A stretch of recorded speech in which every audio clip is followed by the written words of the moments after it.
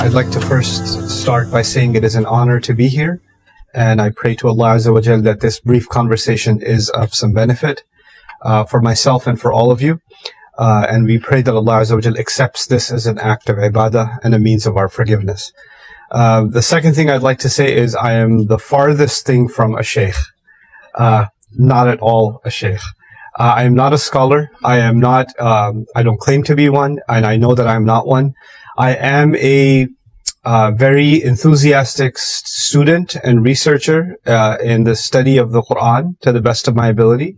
And alhamdulillah, I have the benefit of working with some very remarkable scholars that help me in conducting that research also. I'm not going to share some deep knowledge with you. I'm going to share something based on experience with you, inshallah. As I've traveled the Muslim world and met with communities of Muslims in also non-Muslim countries, more and more I see that there is similar trends.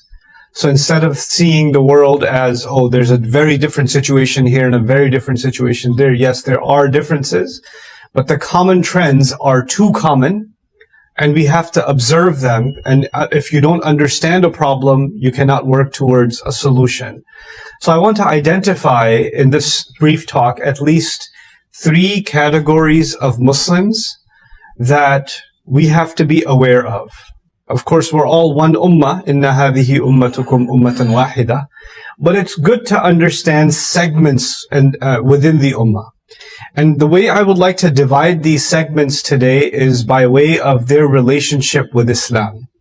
So, like if you think of Muslims not by their ethnicity or by their school of thought, but you think of a Muslim in terms of their relationship with Islam, I'm going to offer you 3 categories.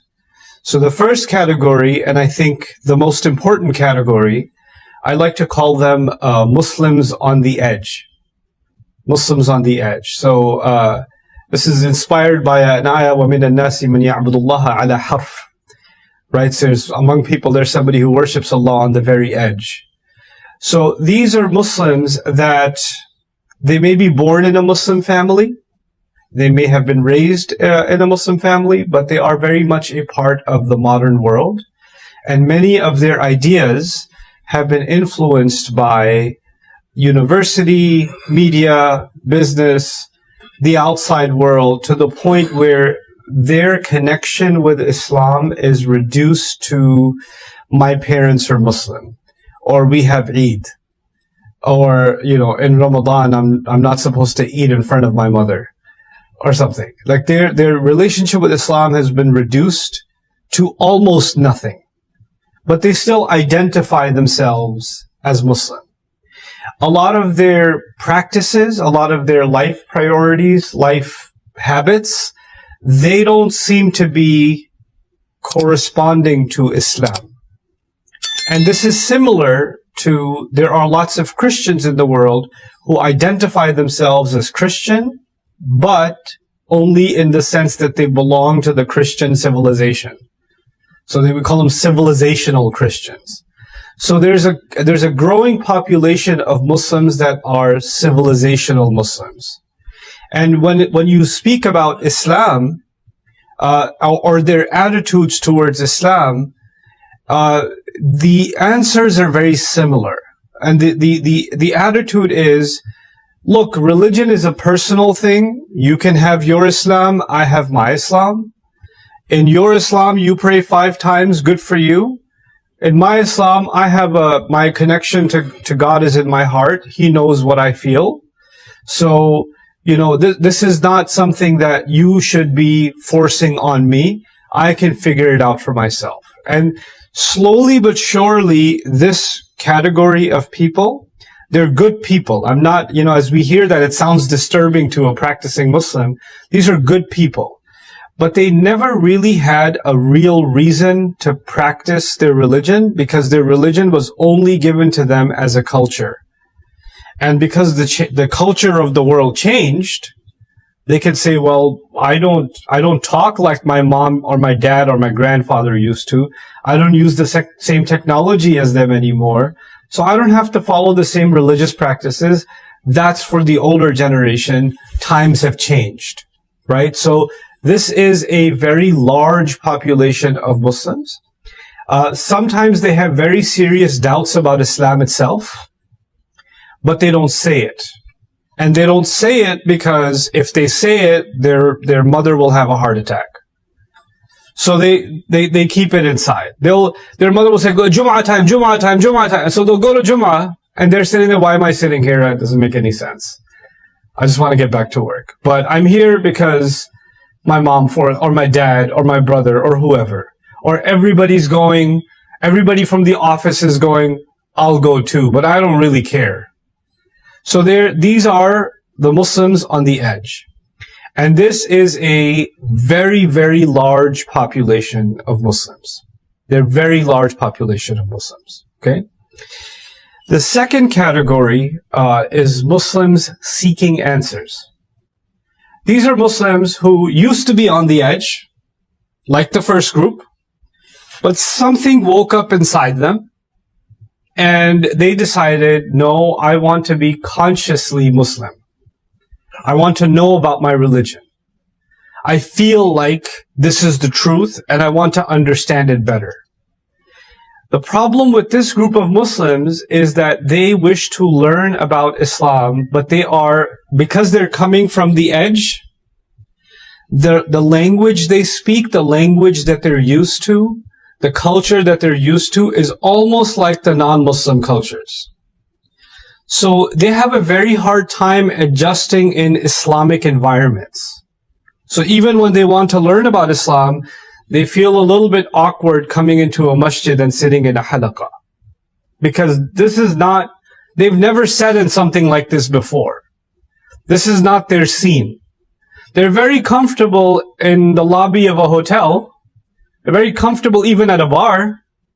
But they're a little bit awkward inside the masjid or the Islamic convention. Or if they see too many beards and too many hijabs, they get a little intimidated. Like, these guys are all much more Islamic than I'm just starting and they're already super level 10 and I'm basically at 0. So they feel like they don't know where to begin. They also feel like the rest of the Muslims who are practicing, they judge them a lot. So even though they want to learn, they feel judged and they feel they don't fit. So they are left with only one choice. They're going to find their Islam online. So instead of finding Islam physically in a masjid, in a halaqah or somewhere else, they're going to go online and search and find videos. And then, of course, whoever they end up liking, they'll watch more and more of their content. That's what's happening with the second group. So the first group was Muslims on the edge, and the second group is Muslims that are seeking. Muslims that are seeking. Now, there's a third group. This third group, and there are more groups, but I'm only talking about 3 groups. There are many more groups, but I wanted to focus in this talk. So the third group, I will say, is Muslims with harsh views. This is what I will call them. Muslims with harsh views. So what happens is somebody was seeking, and they found online somebody who's teaching Islam, and they started, hey, this makes sense. And they started listening to them and listening to them and listening to them. And when they listened to them, they said, this is the right Islam. This person has the right aqidah. This person has the right understanding of Sharia. They have the right understanding of Sunnah. So they give their complete trust to this the person they're following, this influencer online, the sheikh online, whoever, or a group. And then they developed a view that this is the right way and everybody else is wrong. Everybody else is going to Jahannam. These are the only people that are saved. And it's on every issue. It's not even like overall, on every single issue. So it could be like, for example, they develop an idea about how long the beard should be. Tulul lihya, for example, right? Now, if somebody doesn't fit their definition of the length of the beard, they are hatab Jahannam. They are made for, this is a inkaru sunnah, this is tariqus sunnah, this is, and maybe even, wajib al-darb, something. Like, they're going to develop those harsh views. Their views could be about the rights of the wife. There could be about the beard. It could be about clothing. It could be about the definition of halal and haram. It could be anything, but they start developing very, very harsh views. And because they develop harsh views, these people are not fun to live with. So they develop a lot of problems in their family and among their friends. They become more and more isolated, okay? Because their family sees them as too extreme. So now I've given you 3 groups of people. These 3 populations exist in the millions and millions and millions. This is not one person. Each one of these is hundreds of millions of people. So understanding this and what to do about this is a very serious global problem, right? And sometimes when people talk about global problems and global solutions, we think about government level, policy level, funding level issues. But at the end of the day, actually, the global structures are made up of individuals, and individuals have these tendencies. So I'm going to suggest some things for each of these groups. I don't have the complete solution. I don't think anyone does, but we can think about some solutions for each of these groups to help with this problem. So the first group, if you remember, was Muslims on the edge. There are 2 things I think we can do. Muslims on the edge should be engaged in conversation about why they are Muslim to begin with. Why they're Muslim. Because right now the answer for them is, I am Muslim because my parents were Muslim. That's their answer right now. Okay? Or their answer is, I don't know. Maybe because my luck was I was born in Malaysia, that's why I'm Muslim. If I was born in India, maybe I would have been Hindu. If I was born in England, maybe I would have been Christian. So they're just saying, I don't really know why. For that category of people, we need to create material resources that even if they're not seeking it, because they're not trying to learn about Islam. So they're not going to come to Islam. Islam has to go to them, right? This is basically tabligh, getting the message out to them. Okay, because if you invite them to a conference, or you invite them to a program, or you invite them to a halaqah, no thank you. Not interested. That's not what I want. So we have to figure out a way of getting something to them onto their device, into their ear, onto, in some way in the media. And the subject matter I think it should be revolving around the foundations of Islam. Meaning, why should we believe Islam is the right religion? Why should we believe Quran is from Allah, from God?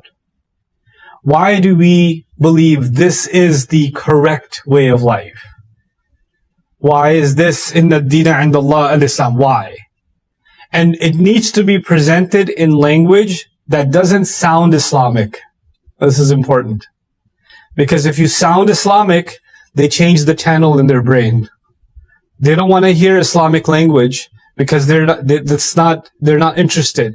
So the message has to be presented, but it has to be presented in language that they can understand and relate to. So it's not the language of the halaqah, and it's not the language of the khutbah. Because that language is for Muslims who are already ready to listen. These are people that are not ready to listen. An example of this from the Quran is Surah Al-Adiyat. When Allah revealed وَالْعَادِيَاتِ ضَبْحًا فَالْمُورِيَاتِ قَدْحًا فَالْمُغِيرَاتِ صُبْحًا.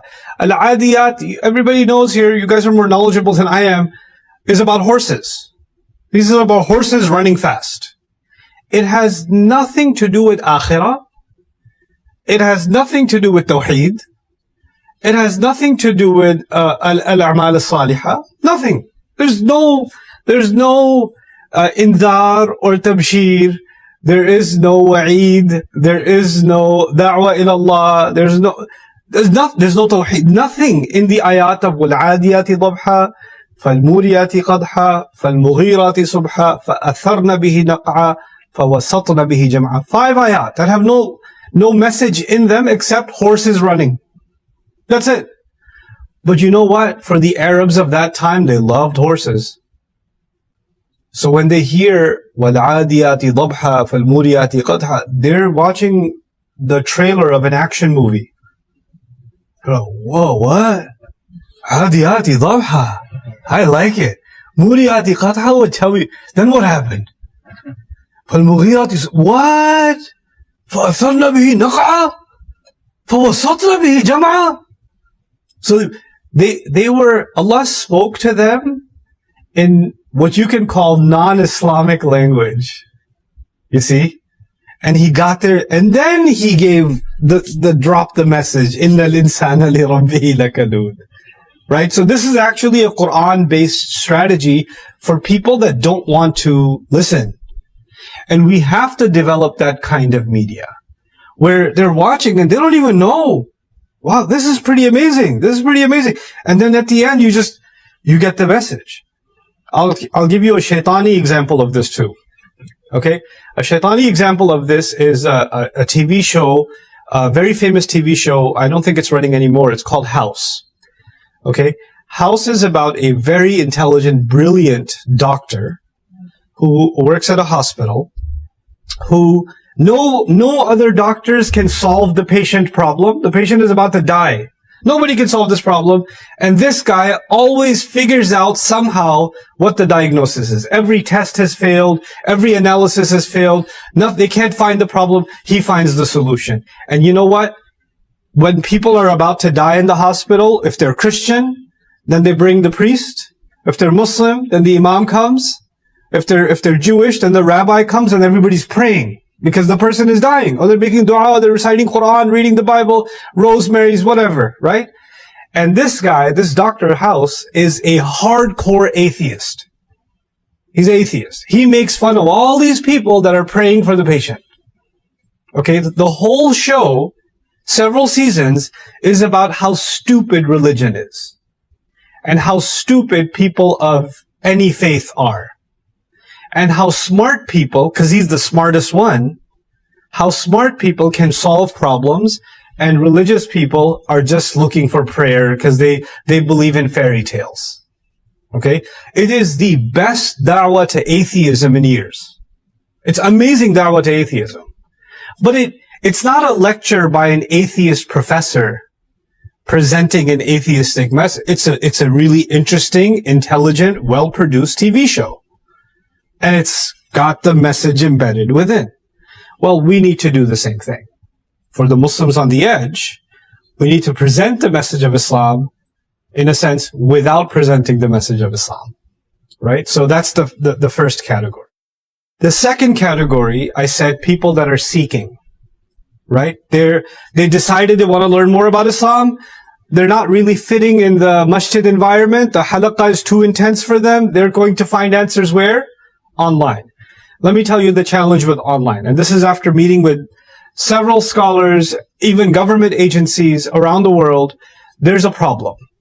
The problem is online, you can end up finding something very good, or you can end up finding something extremely problematic.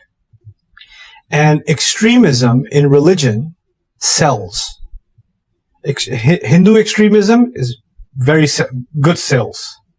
Christian extremism, good sales. Islam-based extremism, really good sales. So what happens online with extreme groups, extremist groups, for example, groups that wanted to have young people join ISIS, for example, around the world, they actually developed a media strategy. They showed, first we're going to make really nice videos about Akhirul Zaman.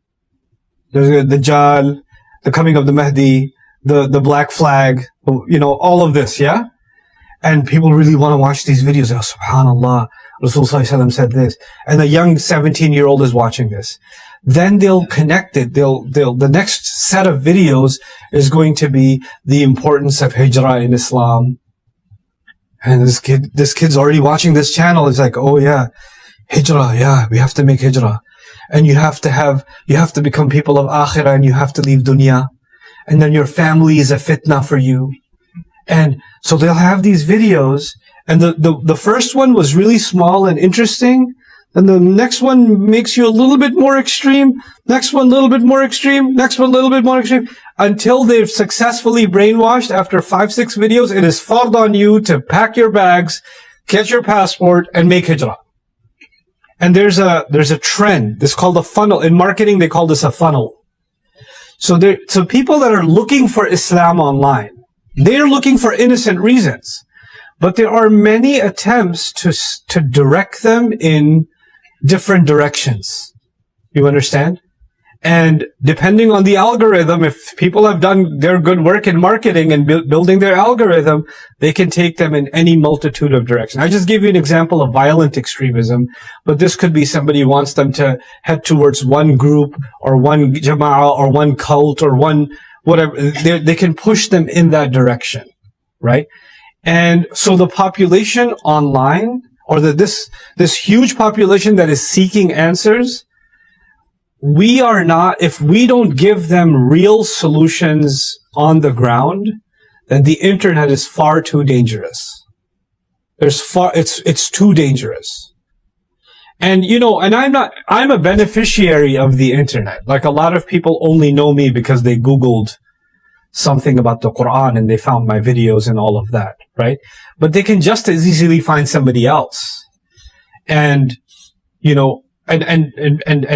end up in some very crazy ideas, right? So what has to happen for this group is we have to understand what it is that they need, what it is that they're afraid of. They're afraid of being judged. They need a message that is simple so they can start at the basic steps and then go up and up and up and up and up. They're seeking, but they're not advanced yet. It's a woman. She wants to become more Islamic. She's not wearing hijab yet, but she wants to learn.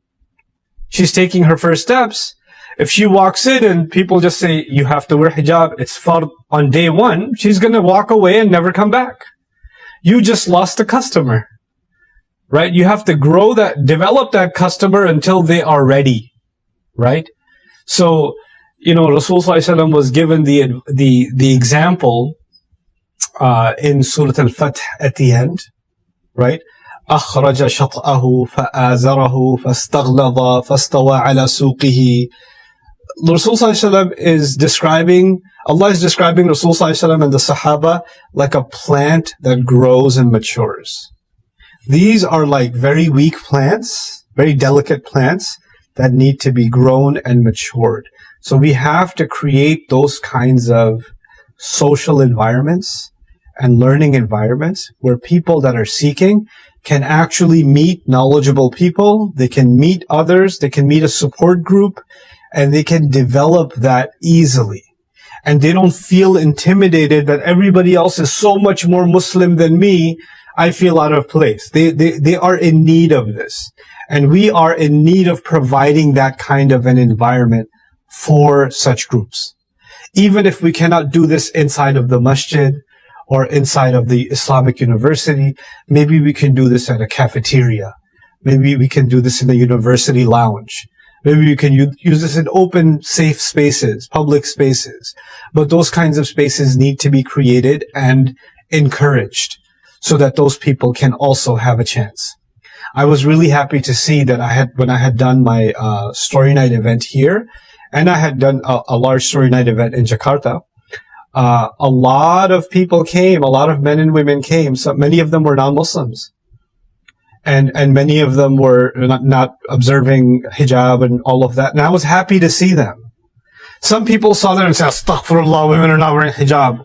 And I was like, alhamdulillah, those women that are even not wearing hijab are here. Even because they're taking a step. We don't know where they are in their journey. So this is a solution that is needed, because if we don't provide that solution, the internet will provide its own alternatives. So it's a very dangerous track to go down. Now the third one. I think this third one is where this office and institutions like these can really help. This third one. Muslims with harsh views. Muslims with harsh views believe they understand the Sunnah. They believe that hadith says this is what it means. And they don't have a lot of deep knowledge, because you can only have harsh views when you don't have deep knowledge. And they believe that anybody who disagrees with them doesn't have real knowledge. What needs to happen with those kinds of groups is, instead of targeting the group, you have to target the issue. If it's lihya, if it's isbal, if it's musiqa, whatever issue it is, whatever the issue is, you have to, as scholars in the country, they have to get together and look at all the different views on it, and get even, representatives of the different views, and have a discussion about the evidences, and present the solution to the ideas, and say, this is what the scholars have said, this is our attitude towards each other, these are the differences that have existed for this long, the people who hold this view are this, the people who hold this view are this, and we respect all of them. If something is based on ijma', it's ijma', we can't change that. But if there's an issue that's mukhtalaf fihi, then we should not pretend that there's ijma' when it's mukhtalaf fihi. It's mukhtalaf fihi, And if we can create those kinds of discussions and then target especially the harsh audience and say, by the way, this thing that you think is daleel is not daleel. Or you're saying this is absolutely sahih, actually it's not, it's da'if. Like, for example, a narration example of this is, because marriage and divorce are sensitive topics, right? A lot of times people develop very strong views about it without looking at the situation. Sometimes divorce is, because there are muftis sitting here, you guys know, sometimes divorce is the best solution. It's a rahmah from Allah. Other times, you're rushing to judgment. But if you just start with inna abghada al-halali inda Allah talaq, if you start with that, first of all, the narration is not that strong. And the Quran is saying, وَإِن يَتَفَرَّقَا يُغْنِ اللَّهُ كُلًّا مِنْ سَعَتِهِ. Yeah? So what are we doing? We take this narration, which is not even sahih, it's actually a lot of kalam on this hadith, and we put it above even the ayat of the Quran. And then somebody who's coming with a real problem in their marriage, we're saying to them, Inna abghad al-halal inda Allah talaq.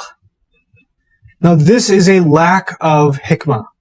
And this is where ulama have a big role to play, a huge role to play, because a lot of times these narrations are being misused to create more and more and more harsh views. And that is a misrepresentation of Sharia. It's a misrepresentation of the Sunnah.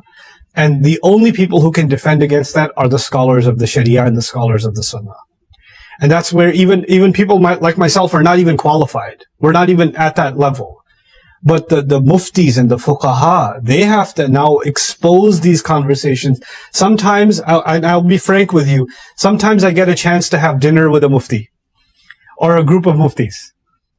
And we have just chatting on the dinner table, and we have the most amazing conversation, right, on some issue. And I say, man, the public doesn't know. You guys are so cool. Because when you come in front of the camera, you're just, Alhamdulillah, wassalatu wassalamu ala rasulillah, and you're very formal, and nobody knows that you actually have some really incredible insights and discussions and debate. Those dinner conversations that you have with each other on issues, they need to be filmed. I'm telling you. When that stuff gets filmed and that stuff gets out, the public changes. Then harshness extremism starts going down. So those are just some thoughts about the trends that I've seen in many Muslim countries and in many Muslim communities. And I'm almost sure that those same trends, some level of that exists here too, because it's a worldwide problem. It's not specific to Malaysia. It's actually worldwide. And there is something that we can do to address that and to help the ummah come closer and closer to one another and actually become ummatan wahida, like Allah Azza wa Jalla says. So those are just some few thoughts that I wanted to share. Jazakumullahu khairan. Assalamu alaikum wa rahmatullahi ta'ala wa barakatuh. If there are any questions or anything or comments, I'd love to hear them, inshallah. So we in Malaysia, luckily we have several Islamic institution, which is control and manage Muslim matters and do enforcement to avoid the deviation of religions. So how about the Muslim community in non-Muslim countries like America and UK? Yeah. I think I'm sure they're facing some challenges, which is, for example, unity fatwas and decision of Islamic scholars, which is facing the diversity of opinion and sects. Yeah. So, which is from my experience, I was living in England for 4 years. For Eid celebration, we celebrate, and me and my neighbors, we are celebrating Eid in different days. Yeah. So my family celebrating today, and my neighbors are celebrating tomorrow. So can you share for us about your experience, how to deal with this problem? Yeah. So, Jazakallah khairan Mufti for your question. So the Muslim experience in minority countries is completely different from the Muslim experience in majority countries. And there is no central regulating authority. There is no scholar that everybody says once this fatwa is given, everybody will accept this fatwa. It's not even by size. Like the biggest masjid says Eid is tomorrow. The small masjid says, oh yeah, we think it's the day after tomorrow. Sometimes they'll say it's the day after tomorrow only because the big one said it's tomorrow. So this is not something that I think can be solved, the fatwa regulation in a Muslim minority community. I don't think it's possible to solve it because especially in Western countries, we have this concept of freedom of religion, right? So everybody has their own idea and their right to choose whatever freedom or religious expression they want to choose. I do believe, though, that my advice in the Muslim community in America, for example, has been that if your community is celebrating Eid on a certain day, just go with the community. And if somebody, we're all Muslim in the end, so if there's one regulation, one authority that says it's this day, it's okay. You can give up your fiqh for the better of the larger community, right? So I think that's more and more of that is starting to happen now. I don't know about the Europeans as much, but at least in America, there's more and more united, like the major masjids, for example, the city I live in Dallas, the masajid get together, the aimma get together, they say, you know what, we're going to have a joint decision on Eid or start of Ramadan or whatever, and they'll do that together. That doesn't mean the whole city follows, but at least the major Islamic centers follow. And we have to know also that these masajid and these aimma, these are all private institutions. None of these are government or regulated or a large authority kind of body. And even if they form a body of imams or something like that, it's still an informal institution. It's not government recognized in any way. So it doesn't really have any authority. So it has authority so long as Muslims respect, okay, this group is respectable, we're going to go with their opinion. So that's the reality of it. And, but I also think that fiqh issues like the start of Eid and the start of Ramadan and things like that, I realized living in America, I realized that is not the real definition of unity. Like you could have one people celebrating Eid on Saturday, another one is celebrating on Sunday, right? But they can still be a very united community because they're doing good things together. So a difference in fatwa or fiqh doesn't actually, in my opinion, constitute division in the ummah. Division is something deeper inside the hearts.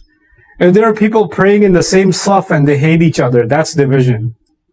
Right? People are saying Salamu alaikum wa rahmatullah, Salamu alaikum wa rahmatullah in the masjid and they don't know each other and they don't care about each other. That's division. That's real division. So I think that our definition of unity needs a deeper look, actually. So, Allahu Ta'ala, Jazakallah khair. Insights on how to deal with Islamophobia based on your maybe experience from the United States. Is there Islamophobia here? maybe it's not as critical as in the United States or in the Europe, but there are certain groups of people who are maybe felt, very quite afraid of what is being preached, what is being taught in the masjids. Maybe even the mention of Islam frightens certain quarter of society. I think that's our fault. What people don't know enough about is when you don't know a lot about something, then you can be scared of it easily, right? So the branding of Islam was supposed to be done by us.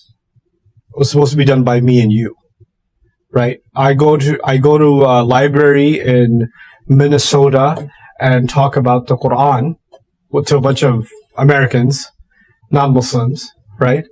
And I don't try to talk about how we're not crazy, we're not trying to blow you up, I don't have a bomb in my belt. I don't say any of that. I just talk about the Quran and its relationship with the Bible and its history and its beauty and all of it. And you know what? 2 minutes into the conversation, they're like, he's not extreme. This is what a Muslim's like. He can speak. Like, they're not, where's his camel? And, so,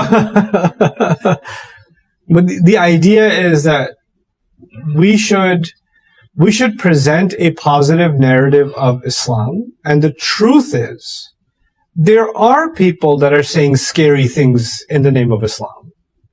That's the truth. And if you've heard one or two of those things, then you're going to be scared. If you go online and listen to some things that are being said in the name of Islam, I get scared. Like, I have that guy's Islamophobia because what they're saying is crazy. That's crazy. And any reasonable human being would think that's crazy. So we do have to present the message of our religion. We shouldn't assume that because you're living in a Muslim country, everybody should know what Islam is. No, they don't. I'm born Muslim. I've lived my childhood in Saudi. And I moved to the United States, and I did not know anything about the Quran until I decided to learn it myself after high school, after going through a phase of atheism. And I'm a product of the Muslim world first. So there's hundreds of millions like me that can be raised in the Muslim world and are as confused about Islam as some white kid in Wisconsin in America. Just as confused. Because they don't have a direct connection. So Islamophobia starts winning when we don't make public engagement accessible. I'll say one quick thing about this that I think, again, solutions are important, right? So I can identify the problem, we should identify the solution. Education is not the solution. People easily give that in speeches and talks. We must provide education. Listen, education is boring. Nobody wants education. No teenager says, okay, fine, time for education. I didn't say it, you didn't say it when we were teenagers. You know what's interesting? TikTok's interesting. Instagram's interesting. You know why? Because it's short, and it's entertaining, and it's enriching. What do we have to do to undo the phobia? We have to present Islam in the way that the world is consuming enriching material. When they consume enough of that, then they will want to watch something that's 10 minutes long. When they consume that, then they'll come towards education. The first step is enrichment, then there's awareness, then there's education. The problem is we keep providing education, nobody comes. And then we say, how come nobody comes? We're providing so much education. Yeah, because you're not interesting. Because nobody cares about you. And we're going to spend billions of dollars and make an Islamic channel. It's the most boring channel. Look, even the Islamic guy changes the channel. Because nobody wants to see that. You see? Which is why I was saying about the show, right? The house show. It's entertaining, but it's got a message. if you want to reach the people, you've got to reach them at their frequency. Then some of them, small percent of them, will come towards education.